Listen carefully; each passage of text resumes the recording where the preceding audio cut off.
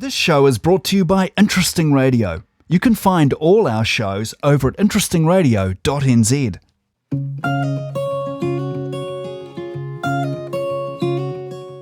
Hold on to your hats. This could be interesting.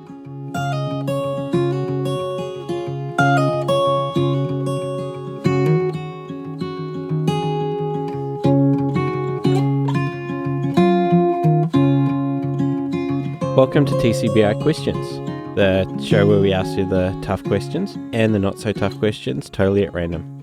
And joining me on this show is Ulrika. Hello. Hi. Thank you for the very brief lesson on pronouncing your name. Yeah. And then I kind of faltered a little bit during my intro because all I was thinking about was how to pronounce your name. Really? Oh. That's all right. Yeah. All right. So I'm going to, rules. So the rules are that there are no skips unless the question doesn't apply or your answer will only be one sentence because that's not very interesting. And adult language is acceptable if you need it to answer the question. All right. Cool. And I'm going to kick us off with a starter question. Yeah. What is your go-to question to kill awkward silence? What is my to-go question to kill awkward silence? That's a really hard one. I guess, I don't really have a question that I ask people when it's awkward. I just start talking. I guess, but that is my answer because whenever it's silence or silent, I just start talking about random stuff and but I love asking people what their passion is. Right. So I guess that would be a question that I ask if I ask a question, I ask what are you passionate about? What do you want to do with your life? And that's a really good question. Yeah, I think so because then they really get to think about it, and then you really get to know someone if you ask that question or similar questions because it makes them really want to think about it and answer correctly, and then you connect a little bit. So yeah. Does that make the silence longer because they have to stop and think before they answer? I didn't think about that, but probably, yeah. Yeah. That's when you start talking about whatever comes into your mind while they think. Yeah, so I'm yeah, okay, But yeah. Nice. Because I spent so long doing this podcast, I have a massive list of questions in my head. Yeah. Because I can, steal the questions from this one. So it really depends on who it is. Sometimes it'll be so how about this weather? The really stereotypical, did you see the game last night? Oh, I hate the weather question. Yeah, you can tell that someone's run out of things to talk about. Yeah, and that is awkward. It's the sign, it's the question where it's that's the sign of the whole awkwardness in a room, and you're just oh, the weather is nice, and everyone's oh, yeah. Did he just? I always say it's only awkward if you make it awkward. That's true. That's true. Awkward silence doesn't have to be awkward. Silence can be perfectly comfortable. It's only when people start acting like it's an awkward silence that it's a problem. They try to come up with, stupid questions so how's the weather there? That's when it becomes awkward, is when someone brings attention to the fact that people have been silent. Yeah, that's true. That's very true. A few friends of mine, I have a friend of mine who is very it's a talent he has that he can just talk about everything, and he can bring everyone with him and involve everyone, and so he's really good with the awkward silences because he just I think he says oh, this is awkward, and then he just starts talking, and then everyone's ha ha ha. So he's really good with getting along with everyone and making sure everyone is involved in the conversation, and I would really love to be able to do that, but I don't think I can. It's just really cool. Yeah, no, that's really good. Yeah. Yeah, a lot of people tend to default to talking about work as well, which is generally Oh, kind yeah. of boring. Yeah, if it's not something super interesting. I mean, if I would meet like like do you say astronaut. Yeah. Yeah, then I'd be like, whoa, please tell me more. But if I meet someone that's just like, yeah, I work at a bank, I'd be like, okay, can we talk about Well, something that's else? boring. Yeah, it's pretty boring. I think the astronaut would be. I wonder if they'd get sick of talking about being an astronaut, though. It is a pretty cool job, so I'm not sure Yeah. I'd get sick of it. No, maybe not. Yeah, it's a It's an really interesting cool. thought. Yeah, definitely. It'll be really You cool. want to go ahead and pick a category? Yeah, I'm just looking at them, and I'm really into like religion and spirituality more, probably more spirituality. So I'm gonna press that one. Have you ever meditated for spiritual purposes? If so, describe your experience. Oh, I cannot meditate. My brain does not let me. I've tried so many times to, really? clear my brain or get into a meditative state, and it just doesn't work.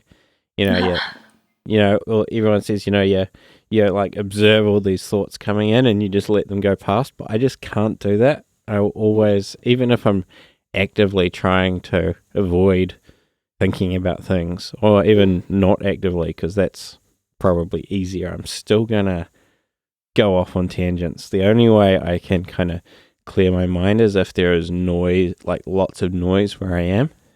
Really? That's the only way I can stop. I don't know why, but like at night we have like reruns of TV shows playing, and that's the only thing that will kind of prevent me from going off on trains of thought. I guess the whatever's playing distracts me for long enough for me to forget what I was thinking about.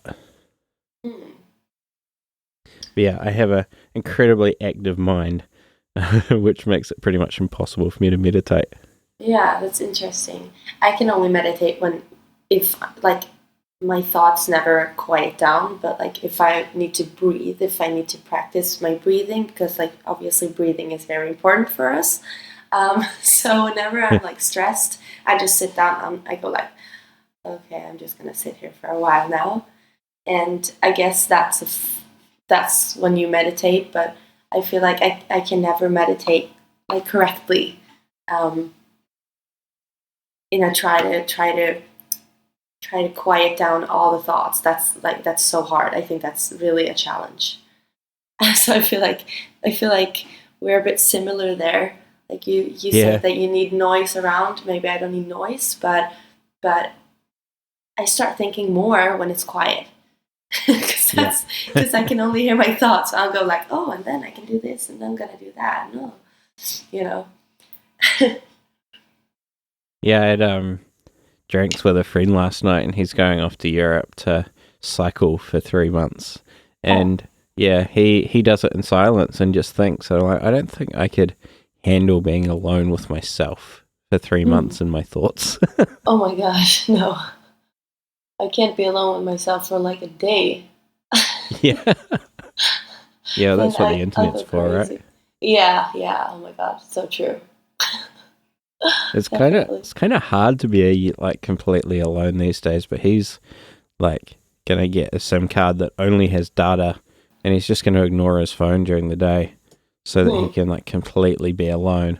But I'm not sure I could handle that for more than like a day. No, I don't. Probably me neither. There is like there is something, I don't know what it's called, but it's kind of like it's like a retreat or something, and you go to this to this place where um, the reason you go there is to meditate. So when you arrive, they have like staff and people that work there. But when you arrive, you turn off your phone. Um, some people don't even bring a phone, but you turn off your phone if you brought it with you. And then when the do you say gong gong, like one of those old ancient sounds that goes like Mm. boom, Yeah. when you can hear it, everyone just silence.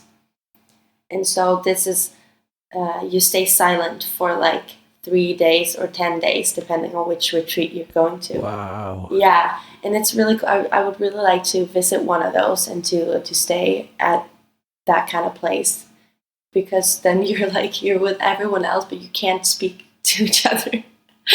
So you gotta stay quiet. And then there's like meditations during the days, and you eat together, but you don't speak. And I think it would be a really interesting experience to see. I don't know if I could. I don't know if I could handle it, but just it seems pretty cool. I think that'd be the only way I'd be able to like learn how to meditate, is if I'm forced to do nothing else. Yeah. It's like, well, I can't do anything else, so I may as well just stick at it and see what happens. Yeah, exactly.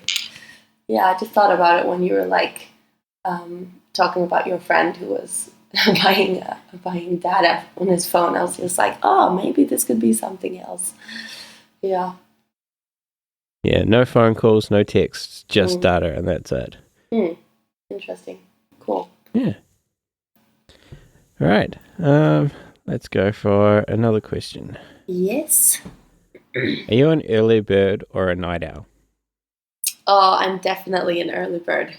Absolutely.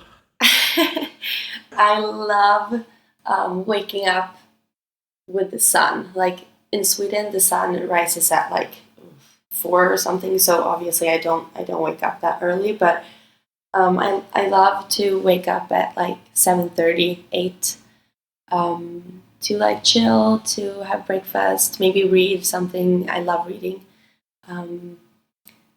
And I don't know why. It's just a feeling of like it feels like I have more time. Because if I wake up at like 11 or 12 even, I get very stressed and I'm like, oh my God, I don't have any time today. Like I literally like what do you say? I lost this day. That's what I feel like. So yeah, I'm an early bird. I love waking up early. And I am not. You're not. I stay up late. Yeah, it's so interesting because everyone is so different. I have a friend. I have a friend staying at my house right now, and he's from Australia, and he is like, he sleeps in like very late, so he wakes up at like 11, and then he goes to bed. He goes to sleep at like 1:30 a.m. So I feel like it's so different from like person to person. But I would never be able to like sleep to 11 and then go to bed at 1 a.m. Yeah, I guess I get like involved in doing stuff, and I find it easier to carry on at the end rather than get started early. And then I'll still get up at like 7 because I have to go to work. Okay, cool. So, but believe me, I will complain and moan and grumble about being tired, even though it's my own fault. Yeah. But yes, I've had to get up early a couple of days this week, and just like seeing the sunrise is really cool. But the sunrise is as cool as waking up with the sun and everything, as the sunrise is every day. So at some point I might be a early bird and then I can see the sunrise, but probably not going to go anywhere. No, I want to see the sunrise one day here in Sweden.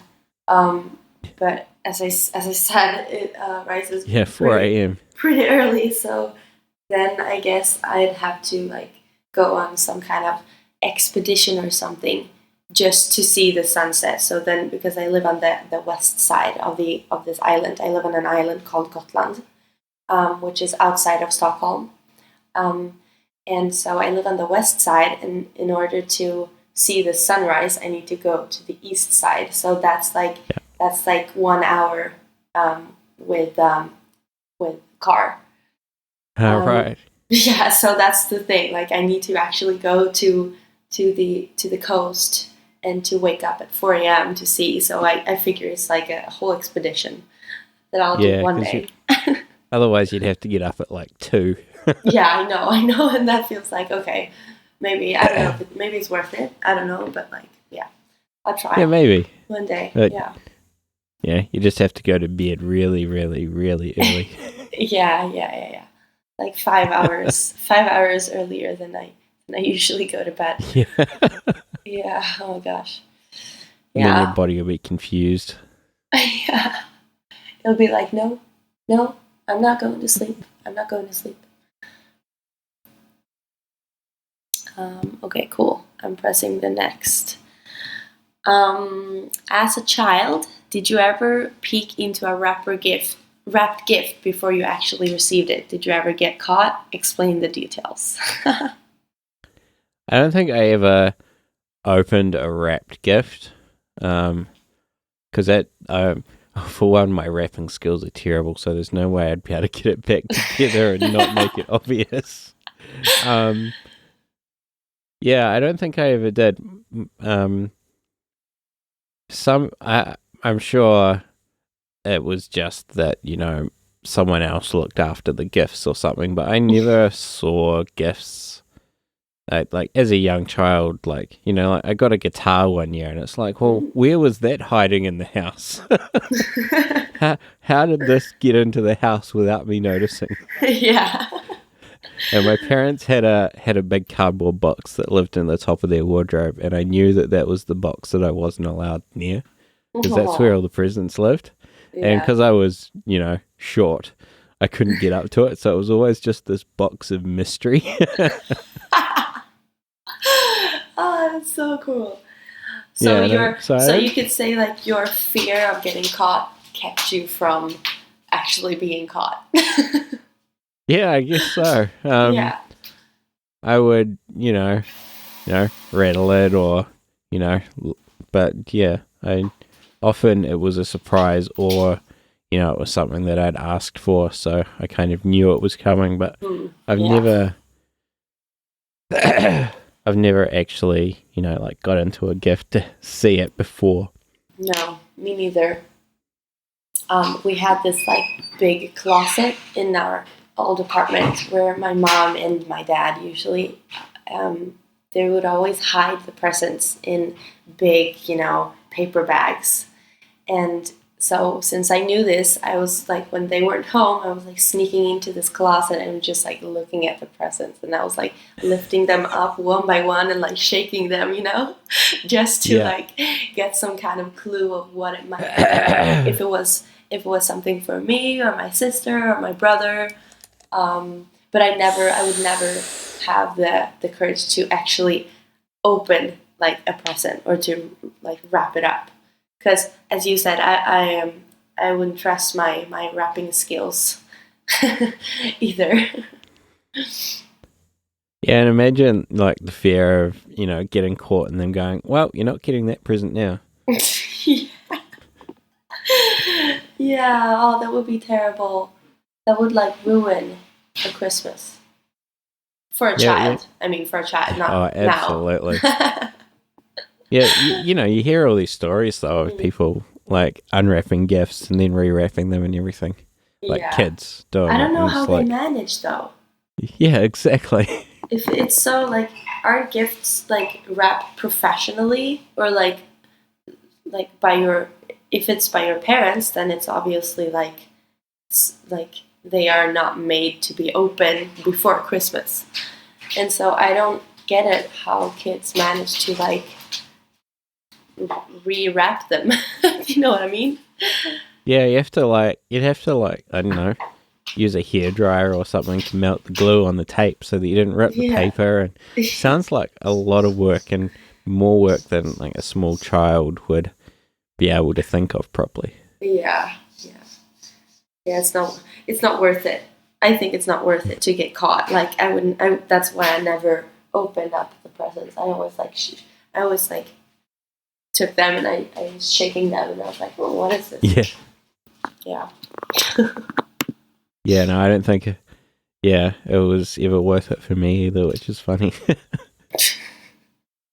Yeah. Yeah, I still don't like surprises. Sorry? I'm not a fan of surprises at all. Really? You know? Yeah. Oh, I love surprises. It makes me feel special. Yeah. Yeah, especially if it's like, I've got a surprise for you in 2 weeks. It's like, well, now you're just going to make me wonder for 2 weeks. Oh, yeah. Which is pretty much what, like Christmas presents and birthday presents are, is it's there, but you can't, it's, it's a surprise for some amount of time. Yeah. Maybe this is something you should work on. Maybe you should work on letting go, Now this whole thing with spirituality comes back again, but like letting go of the expectations, Yeah. I don't know. Yeah. No. Yeah. No, you're right. Yeah. I am so right. Let's do another 500. Yes. What stresses you out? Oh, it's just like, it's so typical. I don't know if you say typical, but like this question is just like defining me. Okay, so what stresses me out? The thought of the future stresses me out a lot. I wouldn't say that I'm a stressed person. Like I don't go around stressing. I'm very like chill, and I try to take things as I go along, like day by day. But when I think about the future and what I'm gonna do, and if I'm gonna make money and how my life will look like, that's when I'm like, holy shit. Because I have a lot of projects that I want to start, and so I kind of like my stress over the future makes me, I guess, afraid and scared of actually starting something. Yeah. Yeah. Yeah, I guess I kind of stress about the future, but just one specific thing which you mentioned as well, which is money. Mm-hmm. Money's always stressful. I think money's stressful for pretty much everything apart from like that top 1%. Yeah, but it shouldn't be stressful. Like money. It shouldn't be like a stress factor, because what if money weren't an object? What if we wouldn't like put so much value into money? Of course, that money is valuable, but I mean, I feel like sometimes money is the cause of stress, as we're talking about now, but also fear. We're so caught up in this society where we need to earn money, and we need to be successful, and we need to buy this and buy that and blah blah blah. And I think somewhere in the process, we forget to actually value like what is right now, because that's all that matters. What we do right now and what we maybe we'll do tomorrow, but that has nothing to do with money, really, if you think about it like that. No, yeah. I shouldn't stress about money. Not really. No. But I do. I think it's just a thing that I do. I don't really stress about, I guess, the future and stuff as much. I pretty much just, take it as it comes, like you said. Like, it's going to happen anyway. So, I'm kind of just along for the ride for a lot of it. Yeah. And so far, the ride's been pretty good. Mm-hmm. Nice. Cool. I'm happy for you. Yeah. Yeah. So, like, for me, the future is stressing me out. Yeah. Yeah. Okay. I'm going to go with 1,000 fathoms now.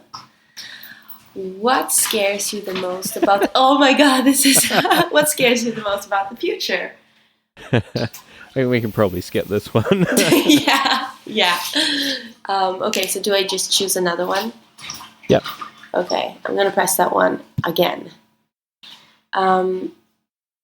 Is it more important to you to look good or feel good? Feel good. Pretty pretty solid, Yeah. straightforward answer there. Yeah.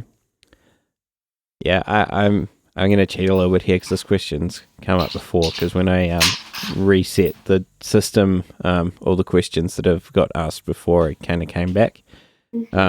So what I said last time was you look good for other people and you feel good for yourself.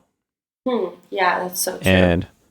And I kind of, am, I rather please myself than other people, which is, something that I think you kind of grow into, because, as a kid, I was definitely wanting to, please other people more than myself. But, you kind of have to be in a good way for yourself to be able to help other people be in a good way. So you kind of go, well, if you don't like what I'm doing, then that's fine, and that's your problem, not mine. Yeah, definitely. I feel like this is something that we would get taught in an early age, like how to feel good for ourselves instead of trying to look good and take on all the beauty ideals, especially for women and for girls. I feel like this is something that we would really need to learn, or to talk about when we are growing up. Yeah, my wife watches a TV program, Toddlers and Tiaras. I'm not sure if you've heard of it, so yeah. Yes, you have, clearly. Yeah. And it's so stupid. I know. Both the fact that they're putting makeup and dresses and all this on 5-year-olds, but also just the way the parents act. Yeah, they're crazy. They're acting crazy. Yeah, that, beauty pageants and children just should not be a thing. No. Because that's immediately impressing that kind of need for them to, impress other people with their looks. Yeah. The kids I like the most on that TV show are the ones that just have fun. Yeah. The parents that aren't, they want the kids to win and look good, but, the kid has fun while they're doing it, and the parent, if the kid doesn't win, the parent's like, well, you had fun, so that's all. That's fine. Yeah, that's the only time mindset. I'm really on board. Yeah. Yeah. And I feel the contrast is so huge as well. We have those kids and those parents giving everything into these beauty pageants, and then on another side of the world, people are starving, and the surface, how you look, they don't even think about what they look like. The only thing they think about is food, family, water. I mean, it's so crazy. I think it's so crazy. Yeah, and all that money that's going into the pageants, tens of thousands of dollars that some of these parents are spending, it could go to people in the rest of the world that are starving. Yeah. True. So true. Yeah, I'm glad you'd seen the show too, and you can kind of agree with me just how awful it is, and it kind of highlights it a bit. Yeah, it's a crazy show. It's entertaining at times though. What makes you feel like pulling the covers back over your head and staying hidden in bed all day long? Probably if I'd been dumped or something. Yeah. Or if I don't know, I'm a pretty happy person. I love waking up and getting up. But recently, I have a good example. Recently, the past 8 months, I've been living in Stockholm, which is the capital of Sweden, if anyone didn't know.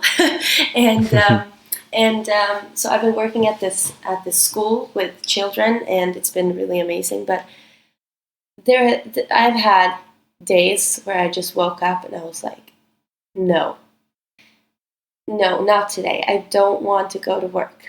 And I don't know why that is, because like it's a fun job. I mean, it's you get so much energy from the kids, but I guess that's because I got the feeling, I had that feeling of like, no, I don't want to go to work, because um, I didn't do, what I was passionate about.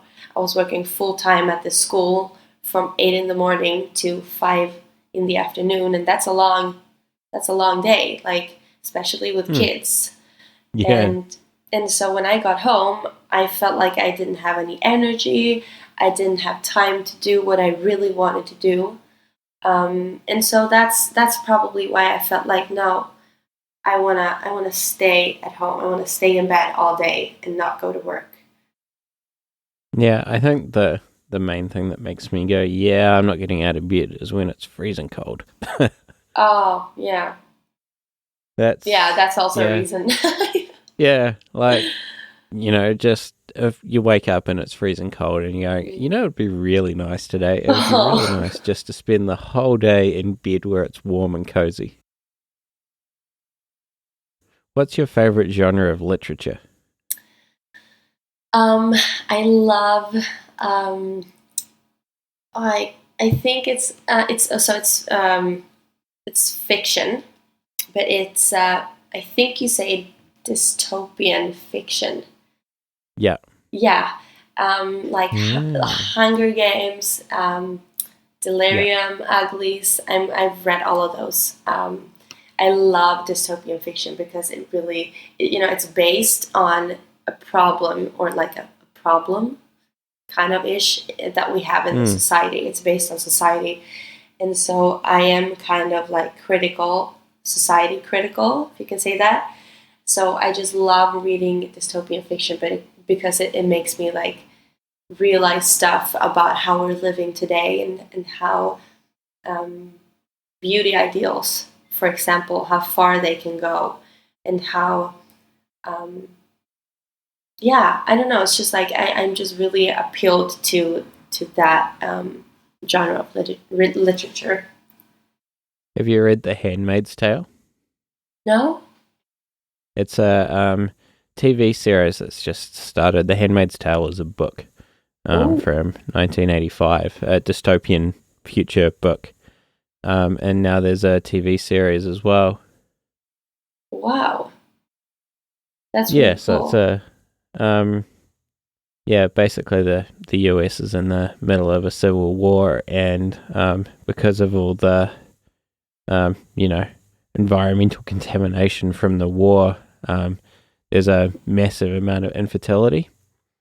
Wow. And the few women that are still fertile are called handmaids, and they basically get enslaved. Oh my gosh. Yeah, I so think I love that that story. so it's a book, but then there's a TV series as well. Wow. I'm, uh, I'm adding it. I'm currently adding it to my list of books that I want to read. I have this app called Soon where you can just like add stuff like in different categories. And so I Right. think I have like, oh my gosh, I must have like 50 books or something that I'm going to read. It's Wow. ridiculous. Sorry Yeah. to add to it. No. Totally fine. Totally fine. Cool. What do you say? The The Handmaid's Tale. Handmaid's Tale. Handmaid's Yeah. Tale. Wow. Awesome. Yeah. Yeah. So dystopian fiction. Yeah. And for me, it has to be science fiction. It's a kind of a Mm. no-brainer. Nice. Especially Star Trek. I collect Star Trek books. Oh, that's cool. Yeah, so I have lots and lots of them. Every time there's a book sale or anything, I'm buying any Star Trek book that I can get my hands on. How many Star Trek books are there? Sounds like there's a lot Um, of them. yeah, there's like 500 or 600, and I have like What? 100. Oh Yeah, my god. so there's all the different series and then all the spin-off series, and it's just it's unbelievable. Oh my god. First I thought you'd say like 5 or 6 of them, and then you were like 500 or 600 of them. I was like, whoa. Yeah, Oh my it's god. kind of a Cool. never-ending universe. So it's really Yeah. cool, and there's Yeah. yeah, You need to have like in the end, you'll end up with like a room full of just like Star Trek books. Yeah, that sounds Yeah. awesome. Yeah. I'm not sure if my wife would agree, though. No. All right. When is it necessary to take the law into your own hands? I guess I'm of the camp that you shouldn't have to take the law into your own hands, especially in, I guess, first world countries. And understand that, in third world countries where law and lawmakers and law enforcers may not be so readily accessible or good. There's a lot of corrupt people out there as well. But I think in most first world countries, you can reasonably well rely on law enforcement. I say that as a law-abiding person who, generally doesn't have too many problems with that kind of thing. Yeah. I can't think of a situation for myself personally where I would need to take the law into my own hands. No, me neither. It was a good question, but it was a literal random question since there's no need to actually like take the law into our own hands in this world that we live in here. I think some people would say there was. You've had plenty of examples in the US of, I can't remember where it was, but that siege that they had where all these people took over, I can't even remember, it was a ranch or something that they took over, and that kind of thing where people believe that they're doing the right thing even if the law disagrees. Yeah. That's interesting. All right, and I'm going to wrap it up with a starter question once I find one that actually is worth answering. When you go to a movie, do you like to sit in the middle, back, or front, and why? Well, I definitely never sit in the front. Because I think that's, I don't know, I don't like the feeling of having the whole cinema behind me. Or like every other person behind me. I think that's pretty, it gives me a scary feeling. I don't know why. Yeah. But I would probably say in the back. Yeah, because then I can see everything. I see all the people. I see the screen. I see like the stairs on the side, and I don't know. It gives me a feeling of having control. Yeah. It's kind of, maybe that's a little creepy, but I just like to see to have everything in front of me and to see everything and everyone. So yeah, it gives me a feeling of control, I would say. Yeah. Same for me. I like to sit at the back, but yeah, the main reason is so that I can see the whole screen. Because if you're at the front, aside from having to like look up and hit your neck, you have to look like all around the screen to be able to see what's going on because you're so close. Yeah. But if you're at the back, you can pretty much just use your eyes to follow the action rather than having to turn your head. Yeah, exactly. I So totally agree. it's much more relaxing. So Yeah. if I'm going to a movie, it's generally because I want to sit back with like a drink and a big box of popcorn and just relax. Oh, that sounds so good. I might go to the cinema tonight just because of this. Yeah, now everyone listening to this will be hitting pause to rush out and go see a movie. Yeah. Oh, cool. All right. Right. That's us. Yeah. Are we done? We are. Oh, cool. Thank you for that. That was Thank really you. good. Yeah, thanks for having me on that podcast. If you'd like to be on the show, you can go to tcbi.nz/guest form and sign up. Anybody is welcome to sign up, and I would love to talk with you. And until next time, to our listeners, add one friend to one episode of this podcast with two open minds and see where it leads. Thanks for listening. Now that was interesting. Bye-bye.